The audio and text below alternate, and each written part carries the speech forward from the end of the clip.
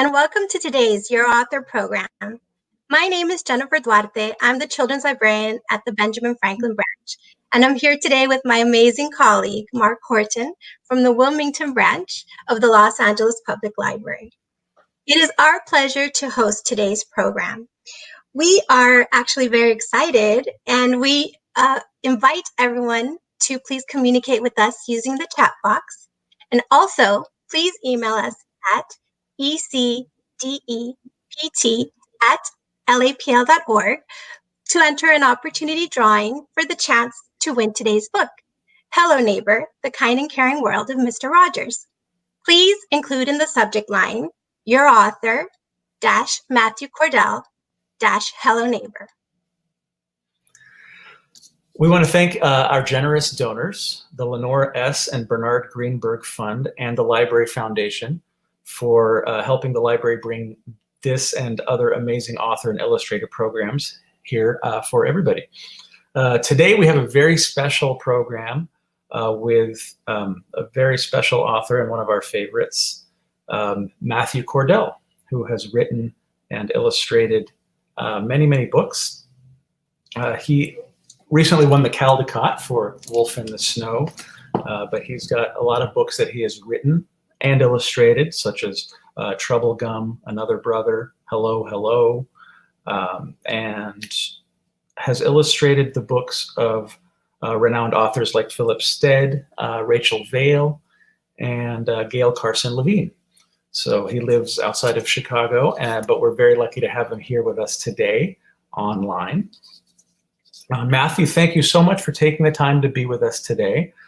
It is an absolute joy to have you. Like I said, you're one of our favorites. So to get to know more about you, your creative process, and how you brought to life the life of Mr. Rogers in the book Hello Neighbor, which is about Fred Rogers, who we all know as Mr. Rogers. So welcome. Thanks for having me. I'm excited to talk to you all today. Oh, it's 6 o'clock where I am. I'm in the Chicago suburb, called Gurnee, and you guys probably have much better weather than we have today. I think it's like, when I looked at the thermostat, it was 18 degrees outside. So you're probably enjoying some nice warm weather compared to this time of year for us. So I can be jealous of the weather you're having as we talk today. You're with us virtually, with all of us. So thank you so much, Matthew. Well, let's get started. So can you tell us a little bit about yourself and about your book, Hello Neighbor, and just sort of what brought you to this project? Sure. So I grew up.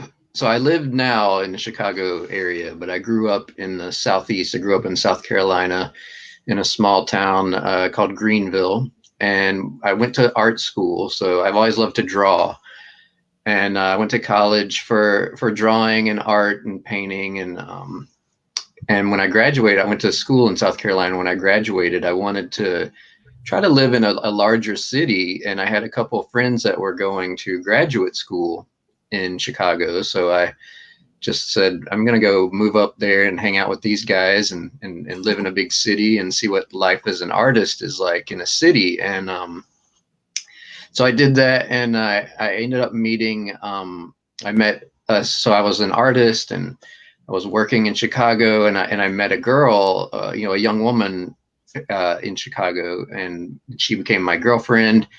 And then she became my wife, and Julie is her name. And Julie is an elementary, at that time, she was an elementary school librarian and a writer herself.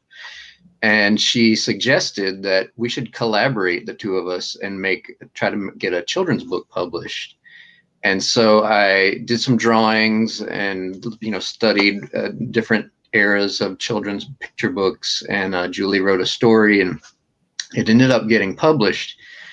And it just that experience of working on that first picture book, it's called, it's no longer in print, but it's called Toby and the Snowflakes, came out in 2004. And just that whole experience of working on that book with the publisher, the wonderful people at the publisher, and this new audience for me of boys and girls and families it was just a huge eye-opening moment for me. I never realized that I wanted to make art for young readers and families of that nature. And I loved it. I sort of, I instantly just fell in love with the idea of making more and more books. And so, fast forward to where I'm at now. I wasn't writing back then, but little by little, I sort of dipped my toe into the idea of being an author and an illustrator.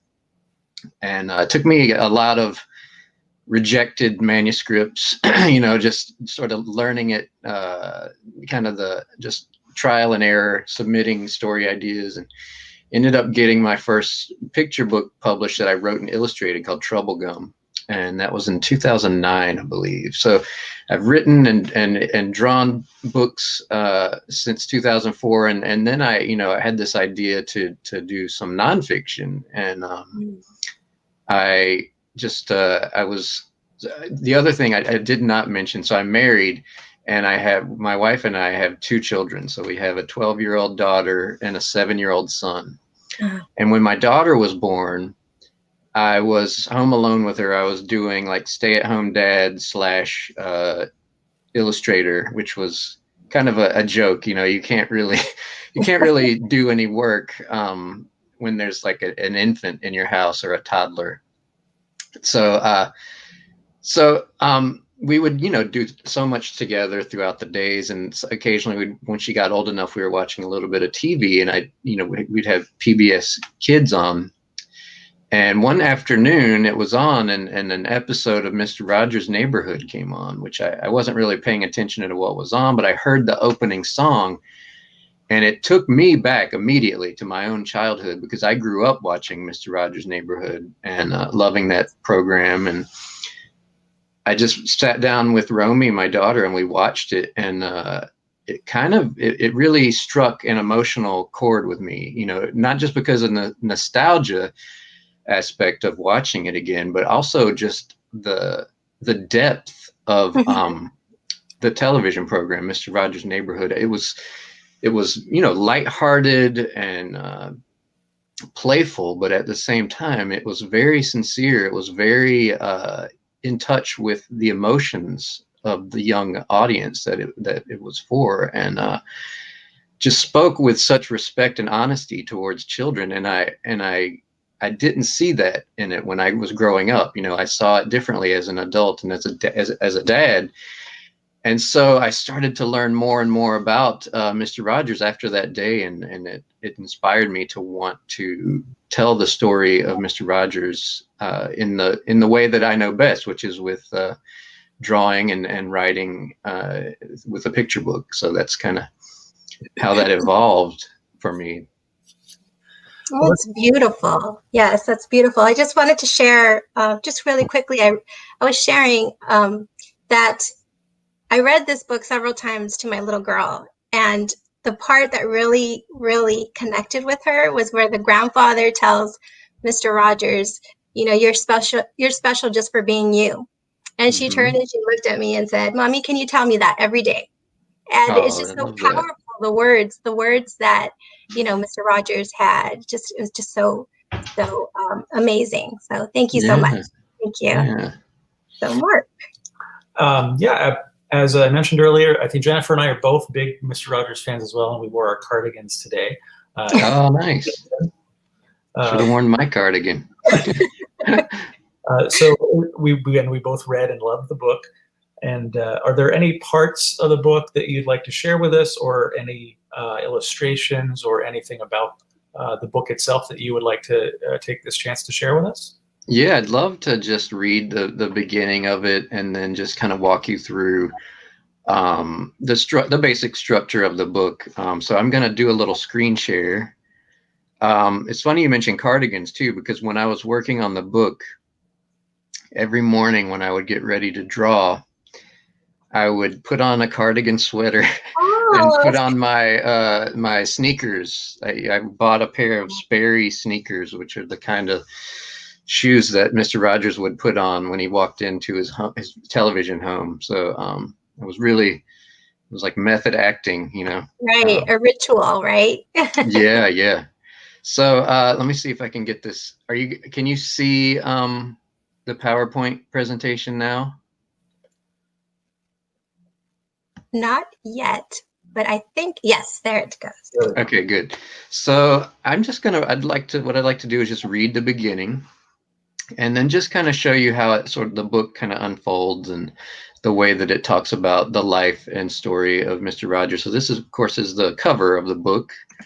And the very first page, when you open it up, you see this flashing yellow light. And that was something that was on every episode of Mr. Rogers' Neighborhood. And it would be right at the beginning. So I wanted to put it at the beginning of this book. And Mr. Rogers put that flashing yellow light there to remind the boys and girls and moms and dads and families that were watching to, yellow light means slow down. So everybody slow down and just pay attention and focus on the episode, the visit with Mr. Rogers. So I wanted to have that same message at the beginning of this book. Everybody kind of just slow down and let's focus and be with each other. So that's the first thing you see. On the next 2 pages, there's a big double page spread. We see Mr. Rogers at his piano playing. He played piano. He was very musical, and all these wonderful things that he created throughout his life, different characters and things that were important to him are coming out of this piano as he plays. And there's a quote that I really liked from Fred Rogers, and it says, "It's our insides that make us who we are, that allow us to dream and wonder and feel for others. That's what's essential. That's what will always make the biggest difference in our world." So there's the title page, Mr. Rogers with some of his puppets. And now the story starts here on this spread, and we see a little town. And if you look closely, you see a hand that's lowering a toy car. So this is actually a little model or toy town. And it says, "Welcome to Mr. Rogers' Neighborhood." As you can see, this is no ordinary neighborhood. And there's that little model town. It's the set for a television program, a children's television program that's connected with countless families since it was first broadcast nationally in 1968. There were many things that made it different from your neighborhood. There were actors, camera operators, musicians, stage sets, and puppets. It took a great deal of work and love to bring the neighborhood to life each day, and it was all started by a man named Fred McFeely Rogers. So there you see Mr. Rogers on that television monitor in the corner. Growing up near Pittsburgh, Pennsylvania, Fred had many interests. He especially loved playing with puppets and music. He learned to play the piano at the age of 5. So the book starts out by telling you it starts out telling you about the program, and then it sort of rewinds and starts to tell you about the life of Mr. Rogers. So we learn about his childhood as he grows up. We learn about how and why he became interested in television. And one of the big reasons he became interested in television was because when he was growing up, television was brand new. It had just been created. And he loved the idea of children's television, using television to connect with younger viewers, to help them and guide them in this younger stage of life. But anything that was for children was sort of mean-spirited and unkind. So he wanted to do something different. So I talk a bit about how he got into television.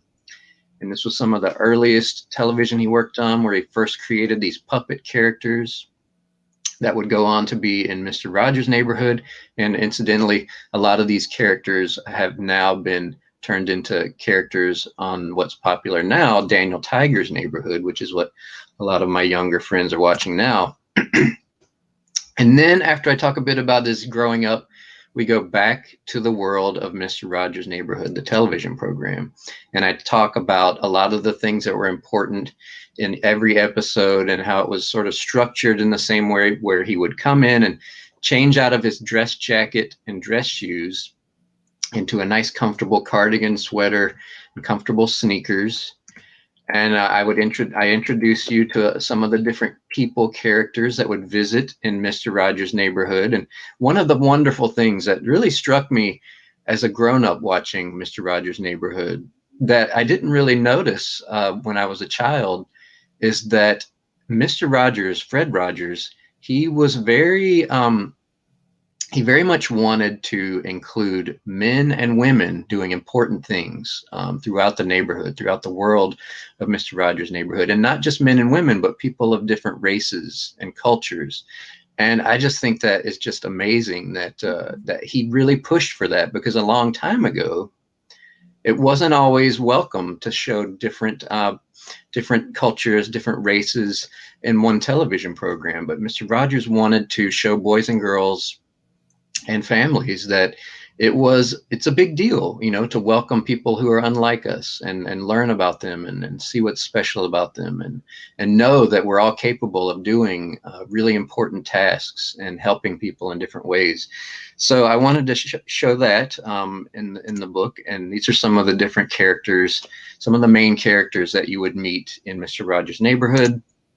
And then you go to this fantasy world where it's not real people. There's some people, but a lot of it is puppets and different set pieces, like a tree house and a castle.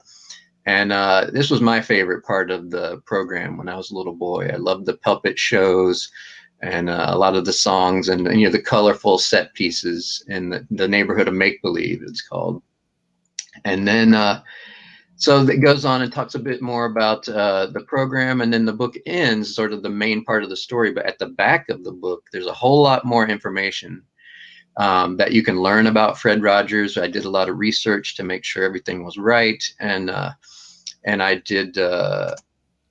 We've got some photographs of all the different people that worked on Mr. Rogers' Neighborhood, as well as the people that acted on the program, and this is a fun thing that we put in the book, where you could, if you go back, there's lots of little things in the background that are significant to Mr. Rogers' Neighborhood, but there wasn't always room to talk about it in the text of the book.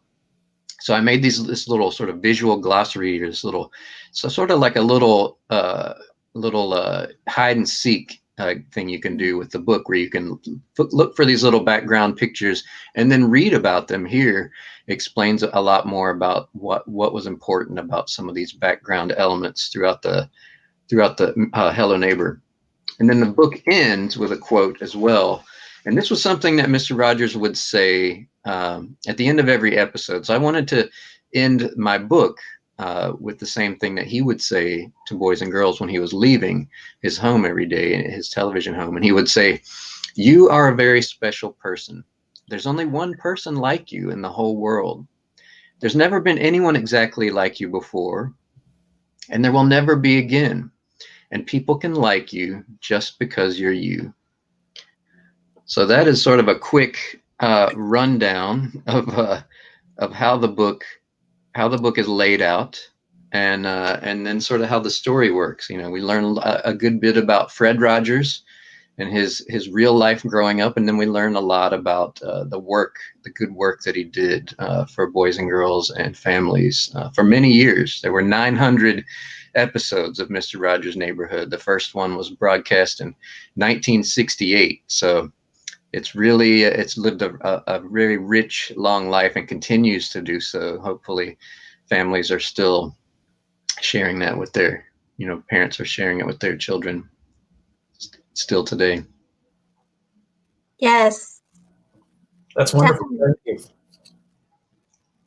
There's something so magical about the simplicity and yet the depth of Mr. Rogers. It's just amazing.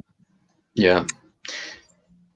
So, can you tell us a little bit about your work process, specifically like maybe your workspace, and has any of your processes, has any of that changed during this time of quarantine? Yeah, I do have one slide. Let me go back to this real quick. There's one slide where I can show you. I'm actually sitting in this room right now. This is my, oops, sorry about that. Let's see. I'm sitting in the room in this picture.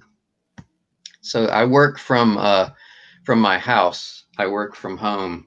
And so my studio, or my office, is actually one of the bedrooms in our house. So this is my desk here, and I have you don't see any computers or anything here. I do use the computer sometimes, but I really love to just work with my hands. I like to draw with art supplies and a lot of times I'll write my manuscripts by hand, and I'll end up transcribing it on the computer. But I do love to work. I guess it's sort of the old school way with art supplies. A lot of illustrators these days work, more and more work on the computer. And they don't really use papers and pens and pencils as much.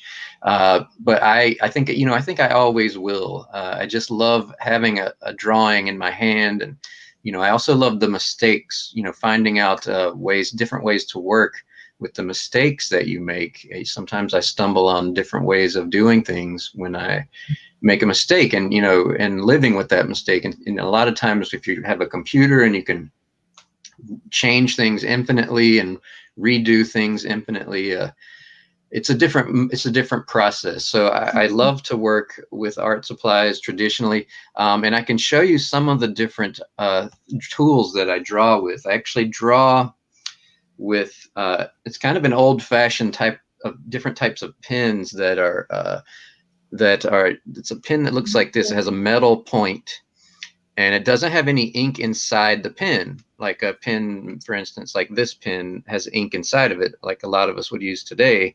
But this pen has no ink, and this is the one that I draw with a lot. And in order to be able to draw with it, I have to dip this pen into this bottle of ink and draw with it, and it runs out pretty quickly. So it's a lot of dipping and drawing. But the reason I draw like this is because instead of, if I used a pen that has like a fine point like this one, a lot of the times when you draw with that pen, the line is very even and consistent. But I like lines that are very scratchy and thick sometimes and thin sometimes, and you can't really get that with a pen like this. So I use these dip pens, and when you push down on the point, it spreads out, and you can make it thin or thick, and so you get a lot more character in the drawings that you make if you draw with a pen like this. I feel anyway. So I do all my drawings like that with black ink. But they're not colored. So when I finish all the drawings, I go back and I start to paint the ink drawings, and I paint all of the drawings with watercolor paint, which I'm sure if any young friends are watching, I'm sure you've used watercolor paints like this. These are dry pans, watercolor pans they're called. And so I use that. Sometimes I also have a bunch of tubes. So watercolors you can buy in wet paint, like in tubes, and so I buy some of those sometimes, and I squeeze them out and make my own palettes like this. So it's a combination of art processes where I draw in pen and ink, and then I color the pictures with watercolor paint. And both of those different artistic mediums they have sort of a way where you can. I find them to be very textural and expressive in the way that you use them, and I use them both very loosely and scratchy, and that's just the type of art that I'm drawn to as well. I love art that doesn't look very perfect. It doesn't look always very realistic, and it just has sort of an edge to it, and there's something about that style and quality of art. It's that sort of it connects with me more. So that's the type of art that I make as well. And so I'm trying to think if I have. Sometimes I will use this is a fountain pen, and this pen does have ink in it, but it has one of those special tips where you can, depending on how you hold and the amount of pressure you put on the pen, it will have different thicknesses and textures. And I can show you some. I try to draw in my sketchbook every day. I have a sketchbook, and a lot of times my sketchbook is not for work. It's really just for doing things that are outside of work, drawing things that pop into my head that might not be for a book I'm working on. I can show you some of the drawings I've drawn. This is a picture I drew. Lately, I've been drawing myself and my family as mice. So that's me, the biggest mouse there. And then there's my wife, Julie, and our two kids. sledding down the hill, and that was actually a drawing that we used for our holiday card this year. And I'm a big Star Wars fan, so sometimes I'll just draw. This is Ahsoka Tano, one of my favorite Star Wars characters. So I like to draw Star Wars characters sometimes. Let's see. I'm a big music fan, so I'm really been listening to a lot of David Bowie. So one day I just drew some David Bowie album covers, just because I just felt like doing a David Bowie album cover. And so yeah, I mean, I just love to draw, you know. And I one of the things that I feel is always sort of sad as people grow up is I feel like we all start out loving to draw and make things, and for different reasons, we stop doing that when we get to a certain age, unless you feel that that's your calling in life. But there's just something really therapeutic, and it just makes you feel good to make a new drawing. It makes me feel good to make a new drawing every day. It can be small drawing, it can be a large drawing, but just putting something new into the world, in whatever large or small way, it just makes me feel like I'm living, you know, makes me feel alive, makes me feel like I've accomplished something that day. That's sort of my personal, you know, mantra, is to try to make something new every day. It just really kind of gives me a good feeling and kind of keeps the batteries charged. So. Well, we love it. We love it. And I think it's a great opportunity for us that you walked us through that process, because many times we see the finished project, right? We see the end book. I mean, as librarians, we see them all day, every day, and yet we don't see the other side of the author illustrator doing the project for probably, I don't know how long, months, years at a time. Yeah, so thank you so much. Yes. Right. I'm sure it takes a long time, right? Yeah, so it takes me about, it depends on how, you know, so I think that's kind of one of the most commonly asked questions I get when I visit schools and talk to boys and girls. They want to know how long it takes me to make a book. And I think they might think it just takes like a couple days, or, you know, you can do it in an afternoon. So it takes me several months, you know, and that's only just talking about the finished artwork, talking about writing it and you know, figuring out the character sketches and sketching it out and revisions that the publisher asks you to do. That adds on a whole extra chunk of time. But just to make the finished pictures it can take me, you know, anywhere from 2, 3, 4 months, depending on how many pages and how complicated the pictures are. So, and then it won't come out for about another year and a half after I'm done with it. So it's a very long process, and it can be kind of, you have to be very patient, you know, in this business, because it takes so long to get this thing that you spent so long making into the, you know, in front of the eyes of your intended audience. So yeah, but it's so satisfying, you know, when it comes out after all that time. Thanks for sharing all that. It's really important, I think, to hear an artist talk about the fact that mistakes are useful, not mistakes. You know, especially with kids, working with kids and my own kids. Right. That's a kind of a hard one to get people to learn, but it was really great to hear that. Oh yeah, I mean, it's definitely a big part of any creative endeavor, I think. You know, I always try to impart on, you know, young people that I meet that I still continue to make mistakes, and I still have days that I'm unhappy with the drawing that I'm doing.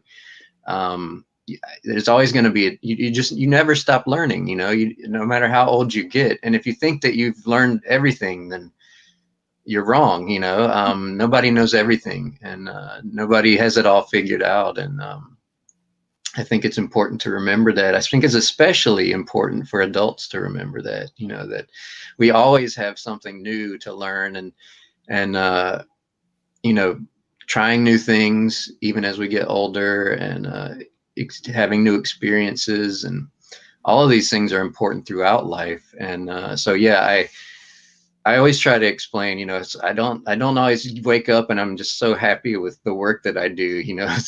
Sometimes I have really bad days, and it just doesn't work out every day like I want it to, and that's okay, and don't let those things discourage you. Of course, if it does and you stop doing it, then you never improve, and so if something is important to you, then don't stop, stick with it, even though you've had a couple bad days here and there. You're always going to improve if you continue with it. That's great to hear.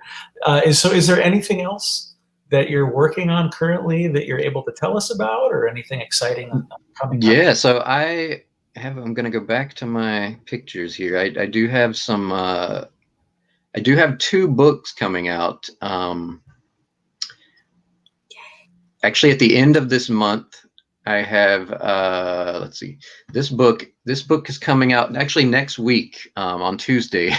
This is my next picture book that I wrote and illustrated. It's called Bear Island. And Bear Island is about, it's about a sensitive issue, sort of like an issue perhaps that Mr. Rogers would talk about on Mr. Rogers' Neighborhood. It's about loss. It's about grief and sadness. And Bear Island, there's a girl named Louise, and Louise and her family, they lose their pet dog. And so it's about, this dog was very special to them, and he's no longer in their life. So it's about that process and respecting the amount of time it takes to get over something like that, and knowing what's best for you and how to work through those emotions. And so it's about this girl Louise, and she loses her dog, and they live on this they live on the lake. So there's this island out on the lake that she would go to with her dog, and she goes out there one day and she sees this giant bear on that island, and it's very emotional, when she sees it at first. Of course, if you saw a bear, it would be frightening, and it just becomes this kind of back and forth. She senses that the bear is sad like she is. So it becomes this kind of bond where she goes back and forth to the island, and it's not ever very clear if the bear is real or if it's something that she's kind of conjuring up, of the way that she is helping herself to get through this sad time of life. So but it is this sort of journey and voyage that she goes on, and it's kind of an adventure in itself, where she deals with things in nature. And so it's called Bear Island, and that comes out January 26th, which is on Tuesday. And then I have another book coming out just a few weeks after that, maybe actually February 2nd. Is that that might even be the next week. I think maybe it is. The week after. Yeah, so we had Bear Island was supposed to come out back in the fall, I believe it was. Yeah. So yeah, it was supposed to come out in the fall, like September, October, but because of some complications with COVID, it ended up getting pushed forward. And so these 2 books are kind of coming out side by side in a way. Usually we try to separate them as somewhat, but so this is my next book that comes out, and this is one of the books that I didn't write, but I got a chance to illustrate. And this is a book called Follow That Frog, and this is very different than Bear Island. This is sort of a kind of a madcap adventure. And this book was written by a friend of mine, Philip Stead, who you may know from some of his books. He writes a lot. He writes and illustrates, but he also writes books that his wife, Erin Stead, illustrates. And Erin won the Caldecott Medal for A Sick Day for Amos McGee, which Phil illustrated. So maybe you've heard of that book and of the Steads, but this book is very crazy, sort of over the top, silly, and this is actually the third of a trilogy that Phil and I made together. The first book is called Special Delivery. The second book is called The Only Fish in the Sea. Had to think for a minute there. And then this last book is called Follow That Frog. So if you haven't heard of any of these, I really highly recommend checking these out. It's just really fun, over over the top adventures with this girl Sadie. That's not Sadie. That's actually Sadie's great aunt Josephine. So just a lot, sort of over the top animals, lots of animals and adventures that they go on. And so Follow That Frog will be out, just the next week after Bear Island. So those are the books that I have coming out. But the way this business works is that you're constantly you have so many different plates in the air. For instance, tonight I'm talking with you all about Hello Neighbor, which is actually my newest book that came out in the spring of last year, which I've still continued to talk about with families and audiences and boys and girls. But I have more books coming out within the next couple of weeks, but I'm also working on books now that won't be out and on shelves for quite some time. So I'm working on, I have some things I can show you. I'm working on two beginning reader books, which are, if you're not familiar with what a beginning reader book is, they're sort of chapter books that have more text than a picture book, but they help young readers to learn more words with more pages. They're still illustrated in color. So this is the first time I've done one of those, which I'm excited about. I like to try new things, different formats. So I'm doing two beginning reader books, and they're about these two mice characters named Cornbread and Poppy. Those are the names, Cornbread and Poppy. And this is one of the drawings that will be in Cornbread and Poppy at the carnival. It's called. This is a picture of Cornbread and Poppy, and they're mice. So you see they're holding that's a peanut they're holding there. So there's lots of fun things that they're best friends, Cornbread and Poppy, and they in one book they go to a carnival. In another book they have another adventure where it's harvest time and it becomes winter, so they have to go out and see if they can find food. And I'm actually drawing those pictures now. See if I can find one to show you.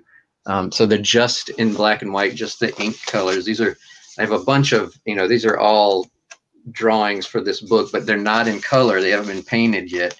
So this is a picture, for instance, what this would look like. There's Cornbread and Poppy where they've met a great horned owl named Bernard. And so this is what these drawings look like. I go through and draw all the drawings just in lines, black and white, pen and ink.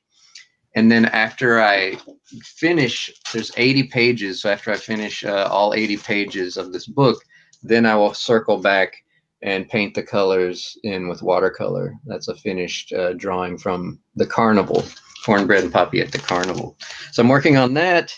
And I'm also writing and illustrating my next picture book. And that book is in the very early stages. So right now I'm just drawing. I have written a manuscript. I've written the text of the book that needs quite a bit of work. I just wrote the whole thing the last couple of weeks, and it's really long and it's not that great, but the bones of it are there. So I've got a good solid start. And at the same time, I was also drawing. This is some drawings I was doing of a squirrel. The main character is a squirrel, so it's a a young squirrel. That's what a young squirrel looks like. It doesn't have the big long bushy tail, but it does have a bushy, like a fuzzy tail. So this is going to be a fun one for me because I feel like I've done a lot of Cornbread and Poppy is not as heavy as like Bear Island and Wolf in the Snow and Hello Neighbor, even to an extent. They're very serious, I feel like, and I'm in a mood again to just make sort of an adventure, something that would be a fun escape, for families and boys and girls to read. So I'm looking forward to I've been having fun with Cornbread and Poppy for that reason, and I'm looking forward to this next story with some more animal friends. It's a little adventure we're going to go on. Well, we love it. We love it. So, in our podcast, you mentioned growing up during the golden age of PBS programming, and I think so many of us grew up with that golden age. So, please share with us your feelings on that. Yeah, so I was born in 1975, and there was, I think it was, I really do think it was sort of the genesis of what PBS is like now. We had Sesame Street, which is it has endured, and I love that it's still out there. And I watched it with my kids when they were preschool age, and so we had, when I was that age, Sesame Street was kind of, it was pretty new, so it was pretty awesome to have Sesame Street. I watched it every day, and of course, Mr. Rogers' Neighborhood. Like I said, it was that program started in 1968, so not too many years before I was born. So we had Mr. Rogers, we had Sesame Street. We also had another program that I liked. It was a very 70s looking television program. It was called The Electric Company, and it was I think if I remember correctly, it was sort of like a variety style program, like Sesame Street. Remember, it had some animation and different characters, and but that was kind of all we had. It wasn't like nowadays where there's so many different programs to choose from, so many different channels even. It's just so many options. But when we had it was, you turn on the TV in the morning, and it's either going to be the news in the 70s, it was the news on one of the major channels, or programming for young viewers on PBS. And it was awesome. It was amazing to have that and to grow up with that. And, I have an older brother he's not quite 2 years older than me. So I remember, enjoying those programs together, and growing up with a lot of the characters, that I could introduce, my kids to when I became a dad. So, I just have a very fond memories. I don't know if, factually it would be considered the golden age of children's television, but I certainly remember it that way. It's a wonderful phrase. I think it's very nostalgic and a beautiful phrase. Yeah. So definitely. Okay, Mark. All right. Well, I'm maybe a couple years younger or older than you, but I definitely agree about the Electric Company and definitely. We have a lot of awesome audience questions. So, but before we get to that, I have one last question, and maybe you can take this one. What is one book that you wish you wrote? Or you can choose what is the favorite book from your own childhood. So you can those might be a good answer, but yeah, those are good questions. I think I'll take the book that I wish I had written. I am a huge fan of an author and illustrator. His name is William Steig, and he's no longer alive. He lived into his 90s, and he didn't die too long ago. But he made a book that I think is just the most perfect picture book. The story is perfect. I love his art. I've always loved his drawings. He does sort of a loose pen and ink and watercolor that has inspired me. And he made a book called Sylvester and the Magic Pebble. It came out in the 70s, and that book won the Caldecott Medal the year that it came out. And it's just such a perfect story. It's kind of like a fable, folk tale. But it's so clever. It's about a donkey, a family of donkeys. And the son, Sylvester, he finds a little pebble. He collects rocks. He finds a little magic pebble, and he picks it up, and he just happens to. It starts raining, and he wishes that it would stop raining just to himself, and it stops raining, and and he realizes this is a magic pebble. So anything he wishes for is going to come true. So he's excited. He wants to go home and show this pebble to his mom and dad. And he runs into a lion. He runs into a lion that wants to eat him. And so he panics, and he wishes, I wish I was a rock. And he becomes a rock, and he drops the pebble. But the problem is he's a rock, and he can't wish back to being a donkey. So the way that it unfolds is just, it's so perfectly, it's just a perfect story, and it's timeless as well. So I wish I had. William Steig wrote many wonderful books like that, just really fun, very, just he could really spin a yarn, and so I wish I had his ability to do that. But Sylvester and the Magic Pebble, I love. That's one of my all-time favorite picture books.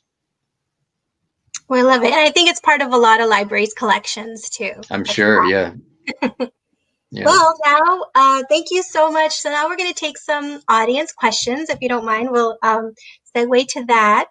So we have an audience question from Mara Albert, and they ask, how has your life changed, if it did, after winning your well-deserved Caldecott Medal in 2018? Oh, well, thank you. It has, yeah, in a lot of ways. So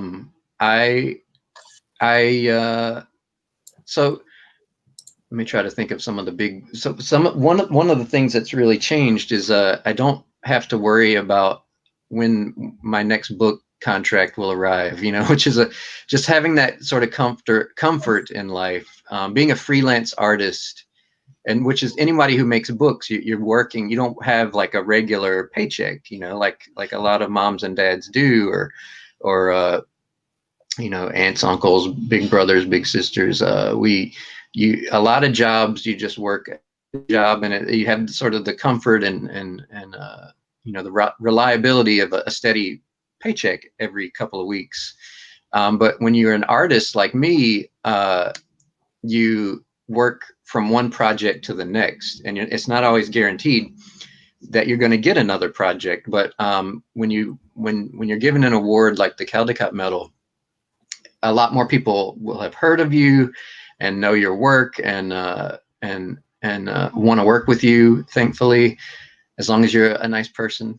And so I've had some, I've had a lot of, I'm grateful to say I've had a lot of steady work, and I've had a lot of opportunities have come my way that I hadn't had before. I got to do my first international book author visit. I went to Hong Kong for a book festival the year after the Caldecott was given to me, and Hello Neighbor, the book Hello Neighbor, that was a long time dream of mine to make that book.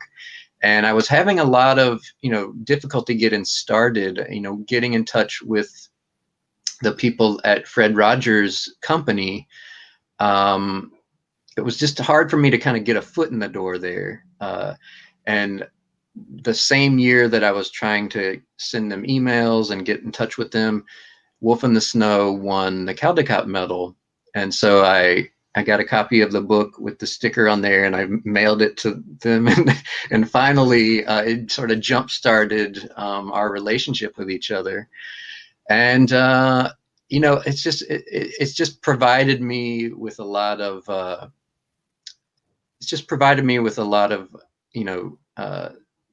don't know, just peace of mind, I think. And, a lot of things are the same though, my kids, I still work from the same place. I like to work from home.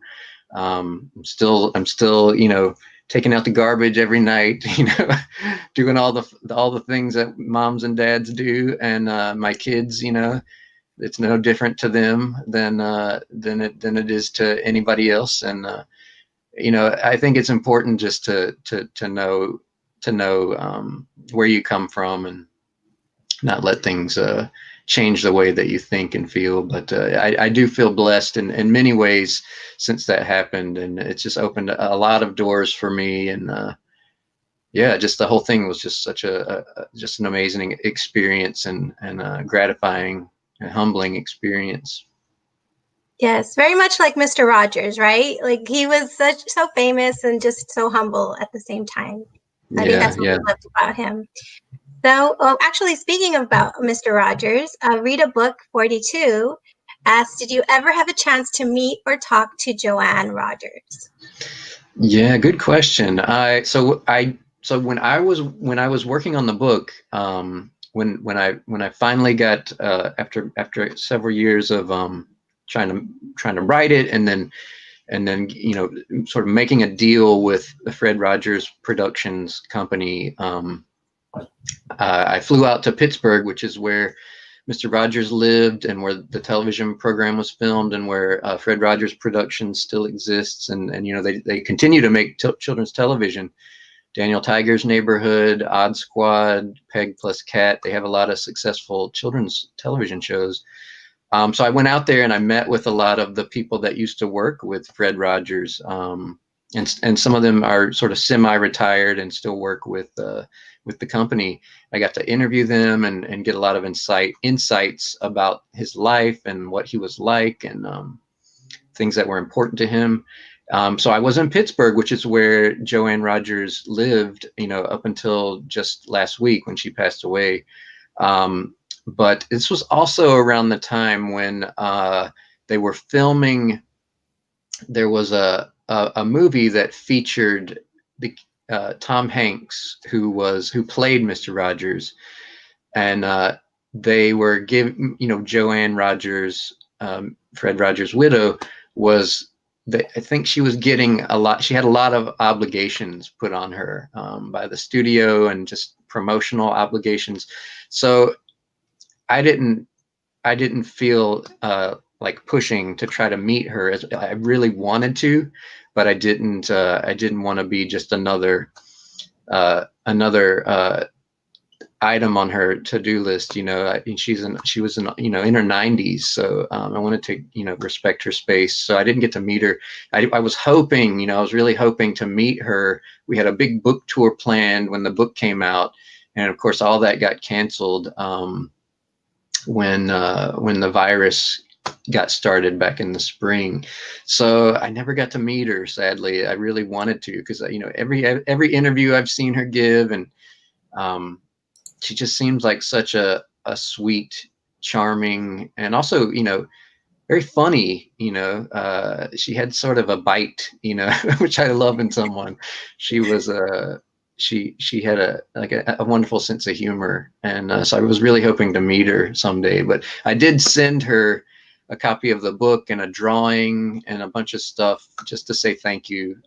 So I know that she got those things, but sadly did not get a chance to meet her. Wish I had. Right. It just wasn't the right time and place, right, to reach out. Totally respect that. Okay, so we have so many wonderful questions. The next question is Rodolfo Montalvo, Illustration Works, asks, what is your approach as a writer? Do you write and design at the same time? How do you approach the creation of a story or narrative? Thanks. Oh, nice. Hi, Rodolfo. He's an illustrator friend. So my approach as a writer, so writing did not come, it didn't come easy to me. It was sort of a long, it took me a while to get to where I was comfortable writing. So my preferred way of working is when I'm writing and drawing a book, is to try to finish writing the entire manuscript before I do any drawing. Just because for me, it's always more of a struggle to write. I mean, I feel like I'm more and more comfortable with it, but I want to get as much of the structure, the framework of the story before I start working on any drawings. But sometimes I will do some, character sketches, or just to kind of get a feel, and sometimes that'll give me different ideas about the manuscript. A couple times I have created books where I've had a drawing first. For instance, Wolf in the Snow started out that way. I did this drawing of a girl in a red coat standing and looking at a large adult wolf. They were just kind of like facing each other in the snowy field. And it wasn't for a book, it wasn't for a story, but something about that drawing that I did just kept bringing me, it made me wonder. There was so much drama in that picture that I wondered if I could make a story about that. And so I started trying to figure out what the story was. I mean, it took me a long time. It took me over a year just to get it in a state where I felt like it was worthy of showing it to one of my editors. And it's harder for me to work that way, to have a picture but no story. So I always try to start with as much of a story as I can, and kind of try to get over that obstacle first before I do too much drawing and sketching and things visually. So that's kind of my typical process. Thank you so much. I think we have time for just one more question. This question comes from Jessica Munoz. They ask, how can I motivate my 14-year-old son who has a talent for writing stories and to write a book? He is a little shy, but very talented. Oh, okay. I think motivating children is, I feel like I got the right motivation when I was a child as a, visual artist, from my teachers, from my parents, from my friends, and just being able to share something with a grown-up who says something positive and encouraging, and getting that encouragement, it's kind of like the carrot on the stick, where it makes you want to keep chasing after that carrot, because it just feels so good to hear things that you're good at. If your son is he wants to write, that's going to be a big part of that encouragement. If he's creative, and he likes to write, definitely the encouragement, personal encouragement from parents, and getting your son to share things with in other ways at school, and getting feedback that way. All of those little nuggets, it just makes someone want to do things more and more and more.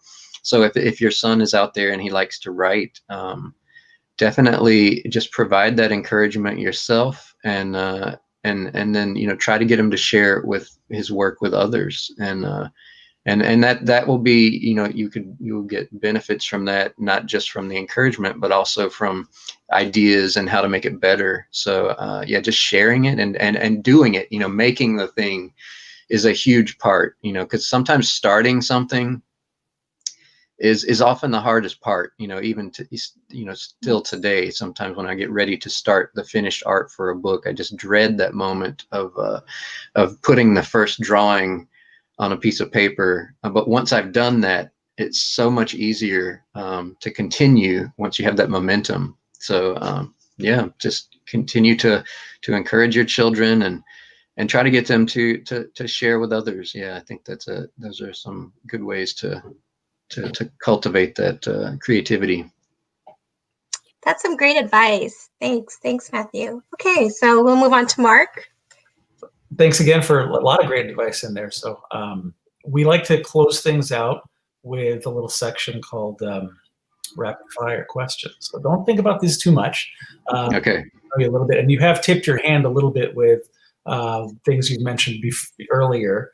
So I have a feeling how you're going to go on some of these, but whatever comes to mind first. Pie or cake? Pie.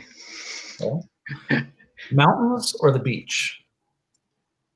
Mountains. Should I elaborate or just give one-word answers? One-word answers. Okay, mountains. Okay. Baby Groot or Baby Yoda? Oh, Baby Yoda, 100%. Okay. Narnia or Middle Earth? I say Middle Earth. Good answer. And last one. The Beatles or the Stones?